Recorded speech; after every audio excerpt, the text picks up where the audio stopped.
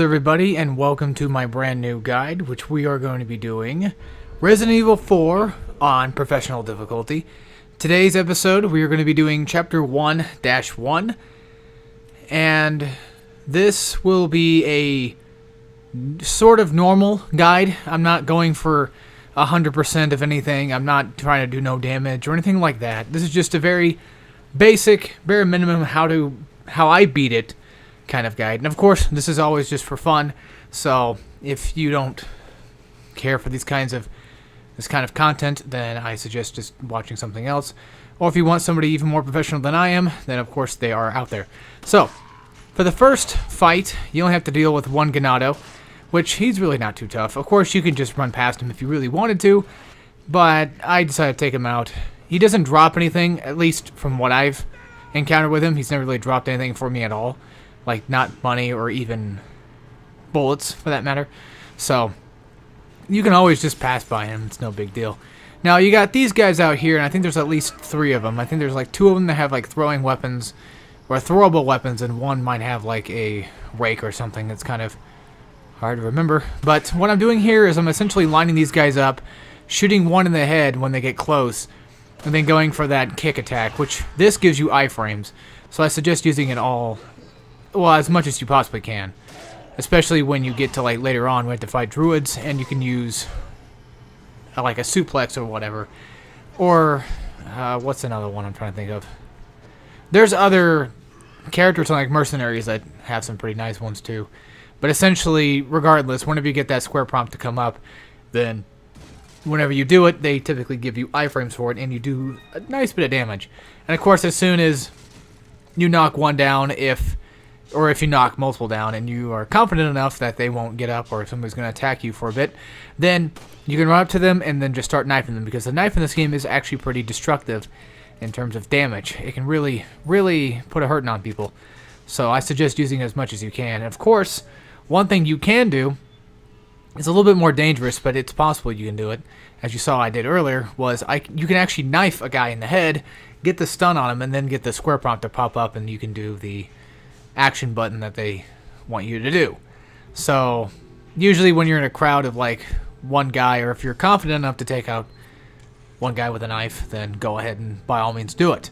So for the first part of this game, my plan is to save as much ammo as I possibly can, especially with the shotgun. And you'll notice later on that I do waste some shotgun shells. I'll point that out and let you know that that's something stupid that I did. And of course, again, this is not a completely super professional guide.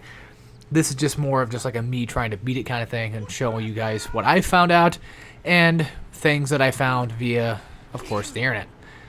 So these guys right here, the ones that have like the long like pitchforks or rakes, or I keep saying rake. Well, anything that they have that basically is a lot longer than the natural weapon, they have a tendency to lunge toward you. One thing that I recommend doing is dodging to the right side of them, because typically in their hands it's on the right side that they go to attack you with. So they're attacking your left side, just dodge to the right. Don't worry about dodging to the left, because you might actually get hit that way. Or in some cases you'll notice that I will eventually start running toward them, because when they're lunging forward, they're too busy lunging forward, and they can't really technically stop themselves from doing that, which is kind of nice. Now with these guys, they also have a sort of lunge forward kind of technique as well. And one thing I like to do with these enemies, the ones that have like the smaller weapons, the ones where they can typically throw them, is I like to get close and kind of bait out the attack, dodge back. Like as soon as I know that they're about to hit me, I'll just kind of like move back a little bit, wait for the attack animation to finally be over with, run up to them, knife them in the head or shoot them in the head, whichever the case may be, and then get that kick and then finish them off on the ground.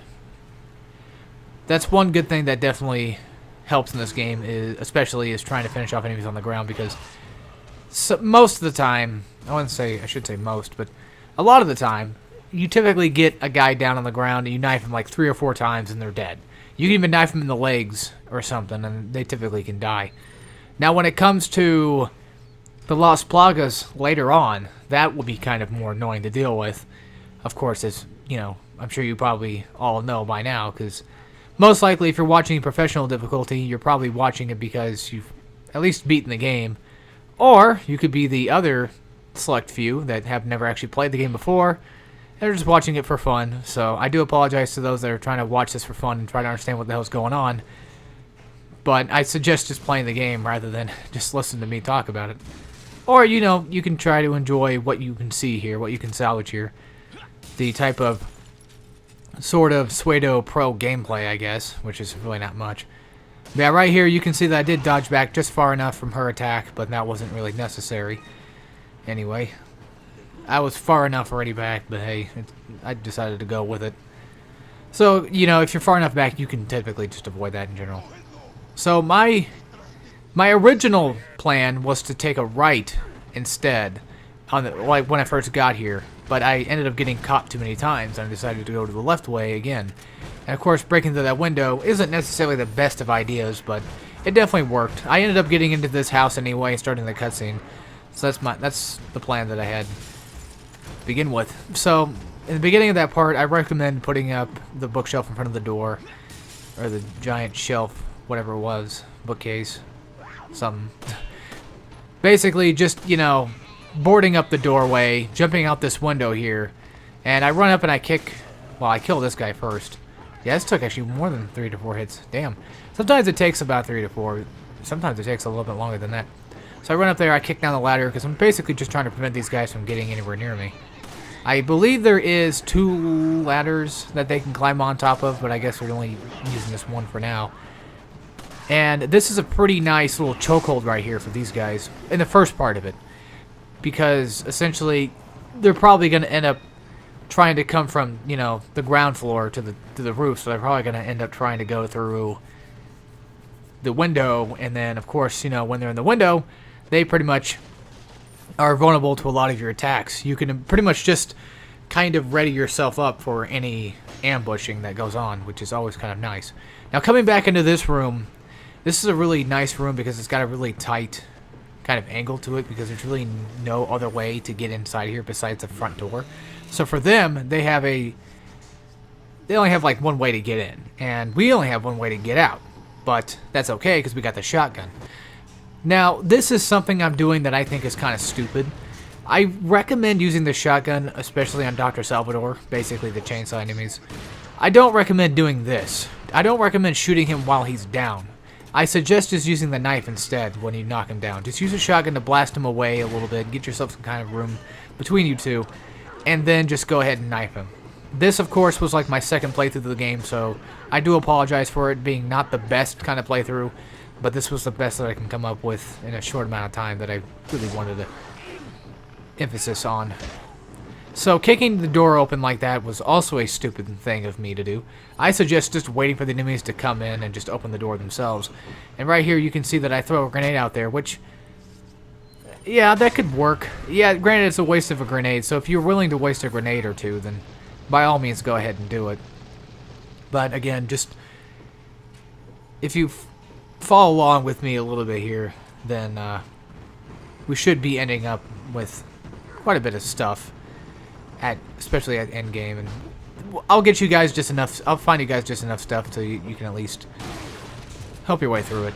I forgot what else I was gonna say before I said that, so that's why I kind of just said something completely different.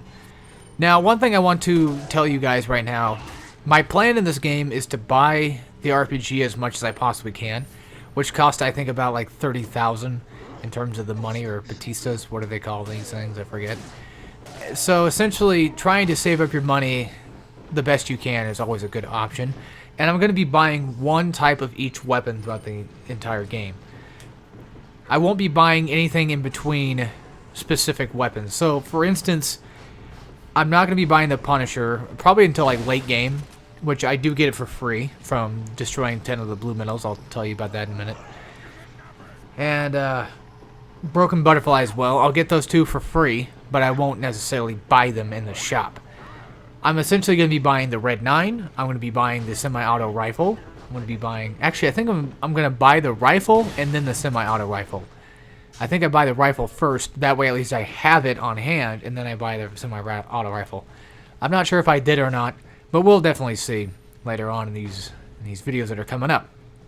So, I buy that. I won't buy the I'm not buying the TMP. It's a good weapon if if it's a weapon you like to use, then by all means go ahead and use it. It has its own select ammo type, so you don't have to waste handgun ammo or anything like that just to use it. And there's plenty of TMP ammo around the game anyway, so if that's something that you want to use, by all means go ahead and use it. But for me, I'm not going to be doing that. Again, like I said, I'm going to be getting the main final versions of each weapon. So, recourse once again, Red 9. I'm going to be getting the Killer 7 for the Magnum. I'm going to be getting the Striker for the shotgun. Red 9 for the pistol. I'm going to be getting the semi-automatic rifle for the rifle. And I think that's it in terms of mainstay guns that are going to be in my inventory, at least at the end of the game. So that's my plan. My plan is to get the sort of final versions of each weapon that I possibly can. That's my main goal. Which, granted, will take quite a while to build up to, but since I'm not spending money trying to get other weapons or trying to get other objects, then most likely you should have enough money by the end of the game to at least get everything you pretty much need, and especially when it comes to getting the RPGs too. And I will let you know when and where I'm going to be buying an RPG at, so that way you can start saving your money before then. So I think for the first time I buy the RPG, I'm trying to remember who the first fight was against. I know I used one on, I forget his name, but there's somebody before him, isn't there? It's not until later. But I believe the first time I buy an RPG is when you have your first technical boss fight, like after the giant giant sea monster fight. I believe that's when I get my first RPG. I'm not really 100% sure. That's the one I'm always like really unsure about, is using that. Or maybe it might be El Gigante. El Gigante, I believe I used the RPG on first. Yeah, I use the RPG on the first Gigante fight. I use the RPG on the first main human boss fight guy, like, you know, the one where he's in the barn and it catches on fire at the end. That guy, I forget his name. He's like really, really tall and really big too. So I use it on him. You get the false eye from him, and then I use the RPG. I think I get a free one later on when I'm fighting off the druids, and I use it on 2 Iron Maidens, or not Iron Maidens, but the guys that can't hear. And I'll show you when we get to there. I should state it this way. Rephrase what I said. I will try my best to tell you when I'm about to do it. But more than likely, if I buy an RPG, then you guys should know by then, like, okay, he's going to save it up for something very important, so that's the whole point. I think I used an RPG on another Gigante fight later on, too. Which is funny, because I always forget about that fight ever existing. It never came to my mind that it ever actually existed. I think I used one on the It creature as well. As in the thing that is... It's not the regenerator. It's not that. Not the one where you have to freeze him. I'm talking about the one where it's on like a cargo thing and it keeps falling down. You have to make your way across and escape it. So that's my deal. Now, I'm not 100% sure, but I think if you pick up that little pamphlet right there, they might actually tell you where all the blue metals are in both the farm and the cemetery. There's only a total of 15 throughout the entire game, so it's not too hard to find them. I think there's like 7 here and 8 in the cemetery. Something like that. But whenever you access your map, you'll get blue dots on the map that allows you to see where these blue metals are going to be at. And if you destroy at least 10 of them, then you will get a free weapon, which will be the Punisher. You don't have to actually put it in your inventory, and I recommend that you don't do it just yet. I'd say wait until you really need the money, or unless you really need a pistol for just whatever reason, then get it. But I'd suggest waiting until like late game to do something like that. And same thing goes like the Broken Butterfly. But with the Broken Butterfly, you're going to pick it up regardless. Well, it's out of the way, but you're going to pick it up in your inventory regardless of what you do. It's going to be in your inventory. But I would automatically just... I think I keep it. I don't remember if I keep it for a while or not. I think I do use it for a while, because it is technically a Magnum, but I don't upgrade it until I get the Killer 7. When I get the Killer 7, that's when I start upgrading the Magnum. And that's when essentially I'm going to be doing all the upgrading, too, in this game, is I'm going to be waiting until I get those final type weapons, and then I'm going to upgrade those instead of upgrading the basic weapons right now. Now, I want to let you guys know, you can go through the entire game with the basic weapons and upgrade it, fully upgrade it, too, and they are relatively decent for what they are. It's just to make my life a little bit easier and make the guide a little bit easier, I decided to go ahead and get the main last weapons and upgrade them instead. So for those that are still wondering what the heck I'm talking about, of course, the last weapons that you can technically get throughout the entire game. Except for, weapons that you unlock after beating professional mode and what have you, or beating a specific story mode or something. I'm not talking about the Chicago typewriter. I'm not talking about, the Matilda, none of that stuff, which basically makes your game much easier. So right there, I just picked up the Bernstein. And if you buy a treasure map in this game, for those that don't know, if you open up your map menu, you'll see stars. That's the locations of treasures. And that typically is treasures that are going to be considered the key treasures of the game. Besides, like, keys and stuff. I mean, those are pretty obvious key treasures. But these ones are ones that are basically hidden treasures. Not just, like, small treasures you can sell for sale. No. Not the ones that... Well, you can sell them, yes. But typically, when it comes to finding, like, small, like, pocket watches or spinels or something like that, then you kind of have to go out of your way to find them yourself. But once you get the treasure map from the merchant, it'll pretty much give you access to being able to find all the treasure in that specific area that you get it from. And one thing to keep a note, which is something I didn't know that for the longest time that you could do it, you can actually combine specific treasures together. And how do you tell if you can combine something together or not? If you look at if you go to your key treasures in your inventory screen and then you look at, or you examine a particular treasure, it'll either say this can be put into something or something can be put into this. If that's the case, then that means that it can be combined with another treasure, thus making it even... Thus, when you go to sell it, when it's finally fully completed, you'll get a ton more money, which is essentially what I'm trying to go for. I do make the mistake of forgetting which things are what in terms of like going into where. There is a list somewhere out there on the internet, of course, where you can look up and find out what goes into what. And I suggest that if you're going to be playing this game on professional difficulty and you're having some trouble with money, monetary items, or what have you, then I suggest looking up that list and finding it out. And of course, they will probably more likely tell you where those specific treasures are located at. That way you can go get them yourself, and I don't have to worry about doing the whole deal myself. But again, like I said, this is just a normal run-through of just how I beat the game. That's what pretty much Hardcorian Guides is all about. It's all about making a guide at the same time trying to do what I normally do, which is just have fun playing a game on YouTube. And, kind of have an audience watch it and just have a little bit of fun while we're at it, right? And I do have a appreciation for games like this and just videos about games like this. I love watching guides on specific games that I definitely enjoy a lot of. Because I'm the kind of guy that enjoys challenge runs or hard runs. So right here, you either have two options. It's going to be either square or sometimes X. That's like the only two button mashes that you can do. And then, once you get close enough to where the rock will finally be at, is when you'll have your quick time event come up. It's going to be either X and square at the same time or R2 and L2 at the same time. And most of the time, you won't notice it, but I do it a lot.